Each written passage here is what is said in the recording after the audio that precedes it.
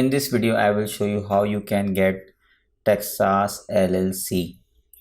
तो इसमें आपको कुछ चीज़ें हैं जिनको समझ लेना है कि टेक्सास के लिए आपको पहले से एक एड्रेस चाहिए और रजिस्टर्ड एजेंट होना चाहिए आपके पास, और आपके पास एक यूएस का नंबर होना चाहिए। आपने एक कंपनी के लिए सेपरेट ईमेल बना के रखी हुई हो, और आपके पास एक पेमेंट कार्ड होना चाहिए जिससे आप पे कर सकें, जो कि इंटरनेशनल पेमेंट्स के लिए एक्सेप्टेबल हो।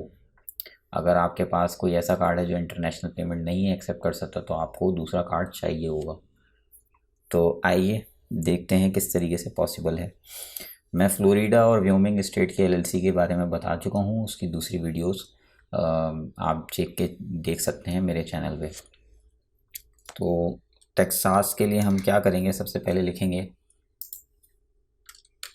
टेक्सास सेक्रेटरी स्टेट, आ गया पहले नंबर पे सेक्रेटरी ऑफ स्टेट। यहाँ पे हम जब जाते हैं तो ये कभी कभार वीपीएन पे ओपन होती है, कभी बगैर वीपीएन के भी ओपन हो जाती है। इस वेबसाइट के अंदर पोर्टल है SOS डायरेक्ट का, बिजनेस फाइलिंग एंड सर्चिस। हम यहाँ पे क्लिक करते हैं और यहाँ से हम आगे बढ़ते हैं। इससे पहले हम जब यहाँ पे जाएं, हमें ये आइडिया हो जाना चाहिए कि हमारे कंपनी का जो नाम है वो क्या हो और वो अवेलेबल है या नहीं। तो अगर हम इनकी वेबसाइट पर सर्च करते हैं तो $1 चार्ज होगा हर बार हमारे कार्ड से। तो हम कोशिश करते हैं कि हमें ऐसे ही मिल जाए, टेक्सास LLC नेम सर्च आ रही है पहले नंबर। तो हमने इस पर क्लिक किया। शुरू में कुछ एड्स हैं, उनको अवॉइड करना है आपने, और पहले नंबर पे आपको ये चीज़ आ रही है माई CPA टेक्सास US। इस पर आपने क्लिक करना है। क्लिक करने के बाद यहाँ पे आपको ऑप्शन शो होते हैं 3 तरह से, या तो टैक्स ID के ज़रिए सर्च कर लें, या फाइल नंबर के ज़रिए, एंटिटी नेम के ज़रिए। तो एक एंटिटी नेम है, जैसे मैंने KFC अगर मिसाल है मैं सर्च करता हूँ तो मैं देखूँगा KFC का क्या नाम मुझे मिल सकता है। Of course not, already KFC के नाम से काफ़ी सारे टेक्सास के अंदर कंपनीज रजिस्टर्ड हैं। तो अब मैं क्या करूं, अब मैं दूसरा नाम देखता हूं जी, कासिम ट्रेडर्स के नाम से। क्या मुझे इसके नाम पे LLC मिल जाएगी? तो मैं सर्च करता हूं तो इन्होंने बताया business name Qasim traders was not found, मतलब ये वाला नाम आपको मिल सकता है। लिहाजा अब हम क्या करेंगे, अब हम जाएंगे इस पे और यहाँ से हम प्रोसीजर स्टार्ट करेंगे। ठीक है, तो यहाँ से हम इंटर साइट पे क्लिक करेंगे। जैसे ही हम क्लिक करेंगे तो यहाँ पे हमसे यूज़र ID और पासवर्ड मांगेगा। ऑफ कोर्स ही बात है कि हमने अभी तक अपना इस पे अकाउंट नहीं बनाया है, तो हमें पहले अकाउंट बनाना पड़ेगा ताकि हम यहाँ पे लॉगिन कर सकें। तो लॉगिन करने से पहले अकाउंट कैसे बनेगा, तो उसके लिए हमें इसमें अकाउंट बनाना पड़ेगा। तो यहाँ से हम जाएंगे, if you do not currently have an account you may submit a request for SOS direct account. तो यहाँ से हम रिक्वेस्ट करेंगे। रिक्वेस्ट कैसे करते हैं, अच्छा रिक्वेस्ट में आपको कभी कभार 24 घंटे भी लग जाते हैं आपके अकाउंट बनने में, और कभी कभार इंस्टेंटली अकाउंट आपको मिल जाता है विदिन 1 to 2 आवर्स, और कभी कभार बहुत जल्दी ही मिल जाता है। तो यहाँ पे एज अ इंडिविजुअल या बिजनेस डिटेल आपको देनी होगी। अगर आप एज अ बिजनेस नेम जा रहे हैं तो आप यहाँ पे क्लिक करके बनाएंगे, एज अ इंडिविजुअल बनाना चाह रहे हैं तो आप एज अ इंडिविजुअल बनाएंगे। तो फर्स्ट नेम और लास्ट नेम, तो अब जैसे कासिम खान है तो कासिम में लास्ट नेम जो है उसका शुरू में आएगा और फर्स्ट नेम बाद में आएगा, यानी कि कासिम मैंने यहाँ लिख दिया फर्स्ट नेम, और लास्ट नेम खान मैंने यहाँ लिख दिया। मिडिल नेम भी है तो वो यहाँ ऐड कर दें, और सफिक्स कोई लगाना है तो लगा दें, वैसे इसकी कोई ज़रूरत नहीं है। आगे हम कंटिन्यू करेंगे तो अब हमसे ये एड्रेस मांगेगा जो हमने इसको देना है। तो मैं यहाँ पे एड्रेस पुट करता हूँ। ठीक है जी, तो मैंने यहाँ पे सारी इन्फॉर्मेशन पुट कर दी है, including address, number and password. Password आप यहाँ पे जो भी डालेंगे वही आपकी ID का पासवर्ड होगा, जो ID आपकी जनरेट होगी इस पोर्टल पे। तो दूसरी वेबसाइट जितनी भी होती हैं लाइक फ्लोरिडा या व्योमिंग, वहाँ पे हमें अकाउंट बनाने की ज़रूरत नहीं पड़ती, लेकिन टेक्सास के अंदर ये है कि हमें एक अकाउंट बनाना होता है, फिर उसके ज़रिए हम अपनी LLC क्रिएट करते हैं। तो मैं यहाँ कंटिन्यू करता हूँ और देखता हूँ कि कोई इशू आता है या नहीं आता है, तो चेक करते हैं। अब यहाँ ये बता रहे हैं इनवैलिड ईमेल एड्रेस। एक्चुअली मैंने ईमेल दी ही नहीं थी, तो इस वजह से वो पोर्टल में शो कर रहा है। तो मैं यहाँ से ईमेल कॉपी करता हूँ और यहाँ पे मैं पेस्ट कर देता हूँ। पेस्ट करने के बाद दोबारा से मैं पासवर्ड डालता हूँ।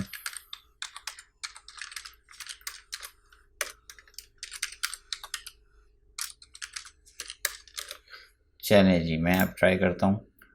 तो अब मेरा ये क्रिएट होने की तरफ जा रहा है। टेक्सास के पोर्टल में हमेशा आप एक बात याद रखें कि जब भी आप लॉगिन करेंगे तो ये आपसे कार्ड मांगेगा और हर सर्च पे आपका कार्ड से $1 डिडक्ट होगा। तो हमेशा ख्याल रखें कि आप जब भी कार्ड दे रहे हैं तो आप क्लाइंट का दें। अगर क्लाइंट आपको कार्ड प्रोवाइड नहीं करता है तो उस सूरत में आप अपना ही कार्ड दे दें फिर। लेकिन क्लाइंट जब भी अपने पास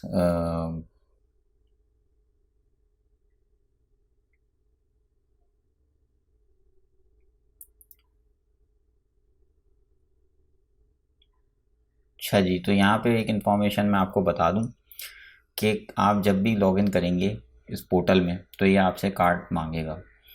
आपके कार्ड से $1 डिडक्ट होगा।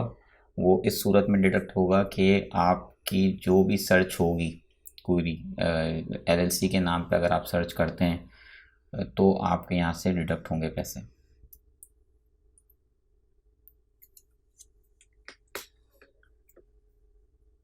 अच्छा जी, तो यहाँ पे हमें कार्ड प्रोवाइड करना होगा। कार्ड प्रोवाइड करने की ज़रूरत क्यों आती है? तो इन्होंने एक पॉलिसी बनाई हुई है कि हर बार जब भी आप लॉगिन करेंगे तो आपने कार्ड की इन्फॉर्मेशन देनी है। उसमें आपका ही फ़ायदा है कि अगर आपका कार्ड इसमें ऑलरेडी लगा होगा तो हैक भी हो जाए तो कोई मसला नहीं है, क्योंकि कार्ड की इन्फॉर्मेशन हर बार ही देनी होती है। तो इट इज़ गुड। अच्छा, तो कार्ड की इन्फॉर्मेशन देना क्यों ज़रूरी है कि अगर आप सर्च करते हैं इनके पोर्टल पे LLC का नेम, जैसे कि मैंने यहाँ पे सर्च किया था तो अवेलेबल नहीं था, तो यहाँ पे भी अगर आप करते हैं तो ये $1 चार्ज करते हैं। अब आप सवाल पैदा होगा कि हम फिर यहाँ कर रहे ही क्यों, हमें क्या ज़रूरत पड़ रही है यहाँ पे LLC सर्च नेम सर्च करने की जब हम फ्री में सर्च कर सकते हैं।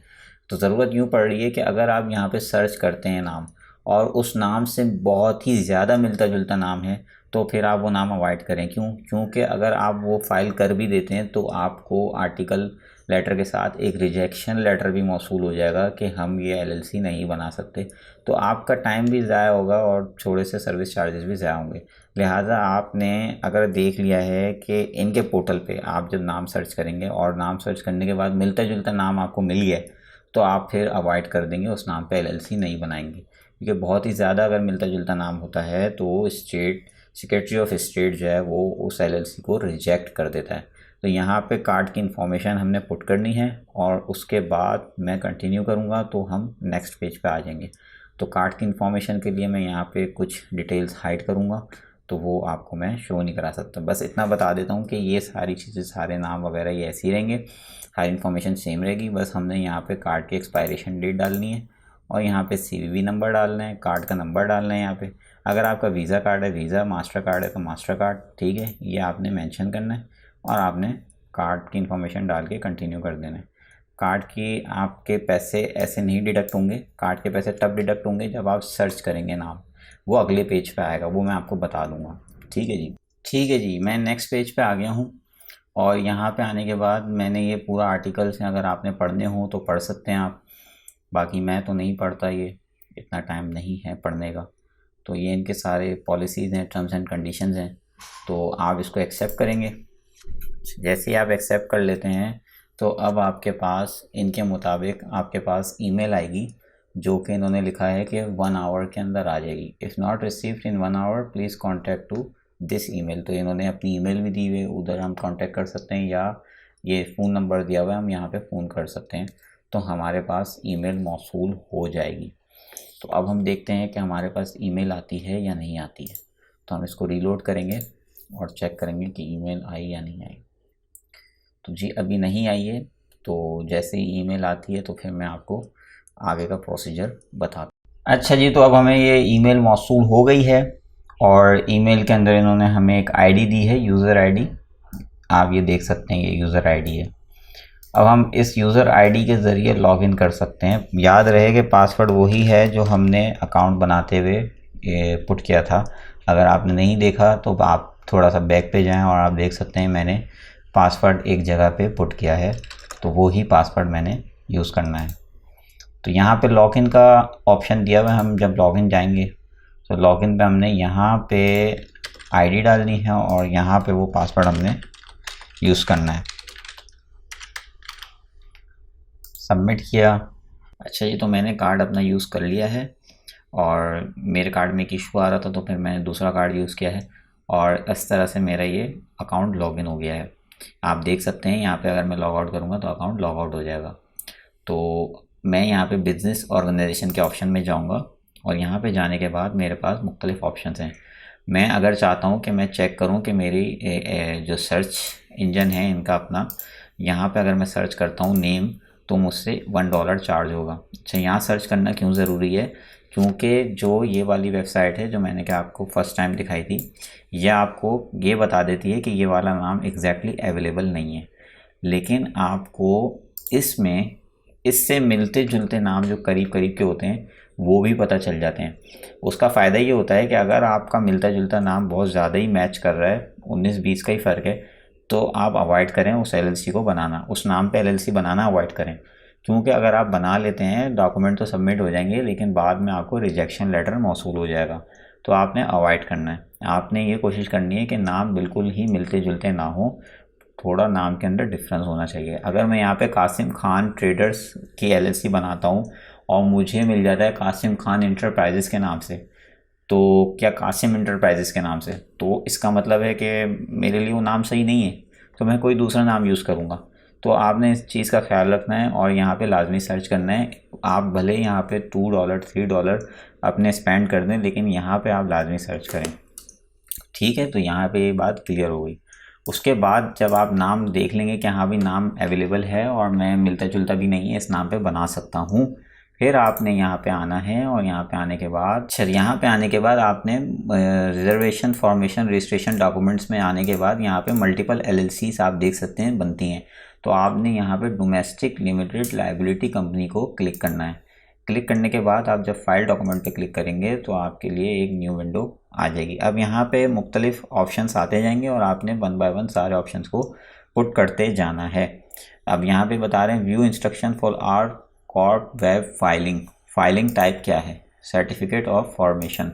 यहाँ पे हमने क्लिक किया और कंटिन्यू कर दिया। कंटिन्यू करने के बाद ये पूछ रहे हैं article entity name and type. तो हमारे पास 2 ऑप्शन है, पहला और दूसरा। तो हम पहले ऑप्शन पे क्लिक करेंगे, लिमिटेड लायबिलिटी कंपनी पे।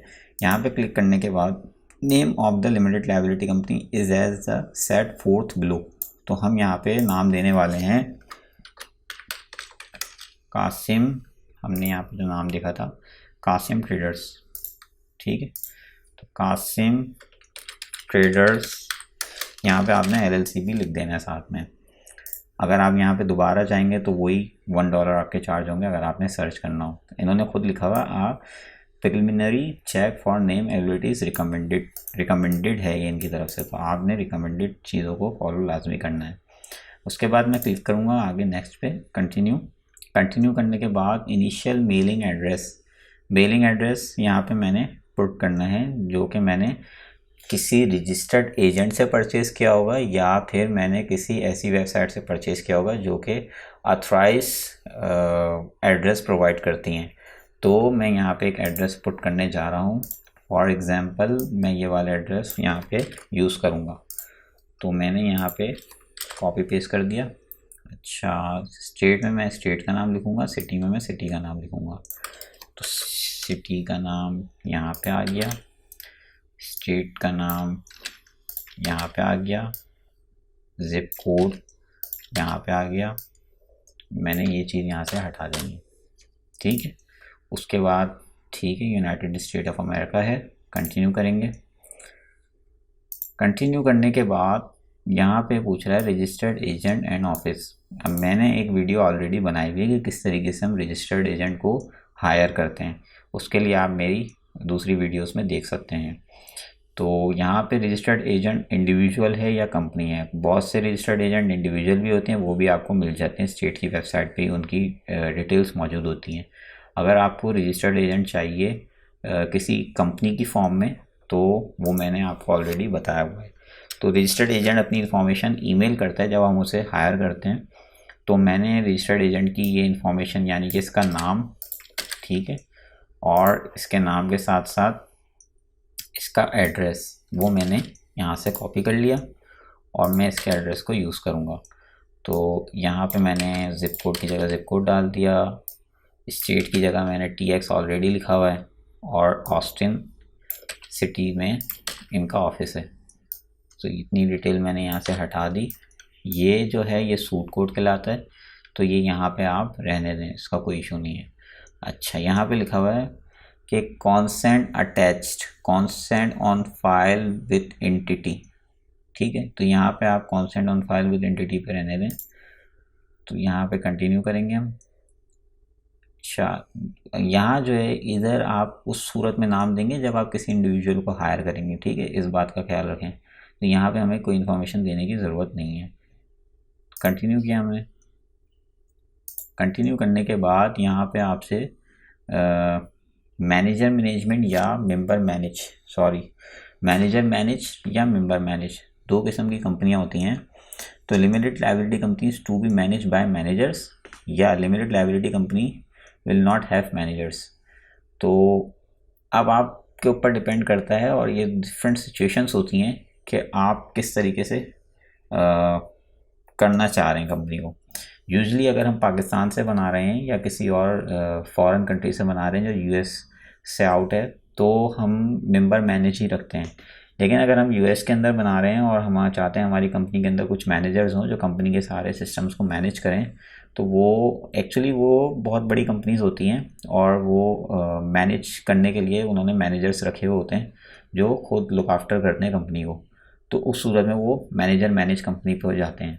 लेकिन हम मेंबर मैनेज पे जाएंगे, यानी कि ओनर खुद उस कंपनी को मैनेज करेगा।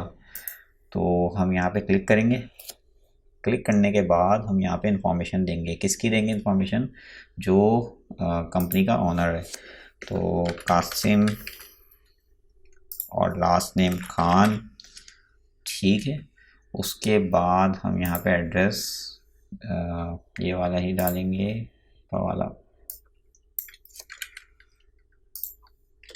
यहाँ पे एड्रेस में हमने वही ज़िप कोड की जगह ज़िप कोड यूज़ कर लेना है, ठीक है। टेक्सास में टेक्सास ऑलरेडी लिखा हुआ है, अल्बाइन सिटी, तो ये हमने यहाँ से इसको इतना एड्रेस यूज़ कर लिया, बाकी का एड्रेस छोड़ दिया। ये करने के बाद आपने आगे अपडेट करना है, तो आपका जो मेंबर है वो ऐड हो जाएगा, ठीक है। तो ये हो गया। ये मैंने जो है मैनेजर ऐड कर दिया, मुझे इस पर क्लिक करना था, तो मैं इसको डिलीट कर दूंगा, और डिलीट करने के बाद मैं इस पर क्लिक करूंगा। वो मैंने मैनेजर ऐड कर दिया था, मुझे मेंबर में ऐड करना है। तो मेंबर ऐड करने के लिए वही सारा प्रोसीजर है, सिंपल है, बस इंफॉर्मेशन मुझे दोबारा से पुट करनी पड़ रही है, बस बाकी सब सेट है। तो मैंने इसको दोबारा अपडेट किया, तो यहाँ पे आप देख सकते हैं कि मैनेजिंग मेंबर आ गया। मैनेजर नहीं है, मेंबर है। अब यहाँ पे अगर आपके मल्टीपल डायरेक्टर्स एक कंपनी में मुख्तलिफ पार्टनरशिप हो रही है, तो आप मज़ीद 2-4 ऐड कर सकते हैं, लेकिन इस सूरत में मैं एक ही करके दिखा रहा हूँ। तो आगे हम कंटिन्यू करेंगे। कंटिन्यू करते हुए अब ये आगे एडिशनल डॉक्यूमेंट्स मांग रहा है। अगर आपसे एडिशनल डॉक्यूमेंट्स मांगेगी स्टेट, तो उस सूरत में, अगर नहीं मांगे हैं तो आपने कोई डॉक्यूमेंट्स देने की यहाँ पे ज़रूरत नहीं है। हमने यहाँ पे सिंपल कंटिन्यू कर देना है। कंटिन्यू करने के बाद यहाँ पे हमें नेम प्रोवाइड करना है ऑर्गेनाइजर का, और उसका एड्रेस प्रोवाइड करना है। तो नेम में मैं वही कासिम खान, जो ऑर्गेनाइजर है डायरेक्टर का। अगर मैनेजर्स होते तो मैनेजर उसको मैनेज करते, लेकिन मैं मैनेजर्स को अलाउ ही नहीं कर रहा, तो सिंपली मेरे जो हैं वो कंपनी के जो डायरेक्टर हैं वो खुद ही, उनका ही नाम आएगा, उनका एड्रेस आएगा। तो मैंने ये एड्रेस यूज़ किया, कंटिन्यू किया। कंटिन्यू करने के बाद यहाँ पे सिग्नेचर आपने सिंपल नाम ही लिख देना है। तो आप चाहें तो सारा कैपिटल में लिख दें, ये फ़र्क आ सकता है। अगर आप चाहते हैं किसी ख़ास तारीख से, यानी कि अगर मैं आज देखूं तो आज 8 अगस्त है, सॉरी 23 अगस्त है, तो मैं चाह रहा हूँ कि जो है 1 सितंबर से LLC जो है वो फॉर्म में आए, तो उस सूरत में यहाँ पे मैं डेट दे सकता हूँ। अदरवाइज़ मैं चाहता हूँ नहीं, अगर अभी मैं कर रहा हूँ अभी से ही क्रिएट हो जाए, तो उस सूरत में मुझे यहाँ कोई डेट देने की ज़रूरत नहीं है। कंटिन्यू करूँगा मैं। कंटिन्यू करने के बाद नेक्स्ट स्टेप में मैं देख सकता हूँ कि इन्होंने मेरे सामने एक फॉर्म पूरा बना के सामने पेश कर दिया है। मेरे लिए क्या ज़रूरी है कि मैं इन सब चीज़ों को एक दफ़ा रीड करूँ, देख लूँ कि हाँ भाई सारी इन्फॉर्मेशन जो पुट की गई है वो एक्यूरेट है, एड्रेस वगैरह, नाम वगैरह, अगर सब कुछ सही है, ठीक है, तो आप चाहें तो आप इसको जो है वो एडिट भी कर सकते हैं यहाँ से जाके, और अगर आप चाहते हैं फ़ाइल ही कैंसिल करनी है, आप यहाँ कैंसिल कर सकते हैं। और अगर आप सबमिट के बटन पे दबा देते हैं, क्लिक कर देते हैं, तो जो कार्ड आपने पुट किया था उस कार्ड में से $300 डिडक्ट हो जाएंगे, और ये LLC जो है आपको जब फॉर्म में आएगी, अच्छा ये $300 फ़ौरन डिडक्ट नहीं होंगे, जब यहाँ पे आप क्लिक कर देंगे, जब LLC बन जाएगी, अप्रूव्ड हो जाएगी, उसके बाद आपके कार्ड से $300 डिडक्ट होंगे। तो इन चीज़ों का आपने बस देख लेना एक नज़र। तो अब आप देख सकते हैं इसमें सारी इन्फॉर्मेशन प्रोवाइडेड है। अगर आपको इस हवाले से कोई क्वेश्चन हो, टेक्सास LLC में हमें फॉर्म फिल करते हुए और किन चीज़ों का ख्याल रखना है, कोई भी आपके दिमाग में सवाल हो तो आप पूछ सकते हैं। और अब तक के लिए इतना ही। अल्लाह हाफ़िज़।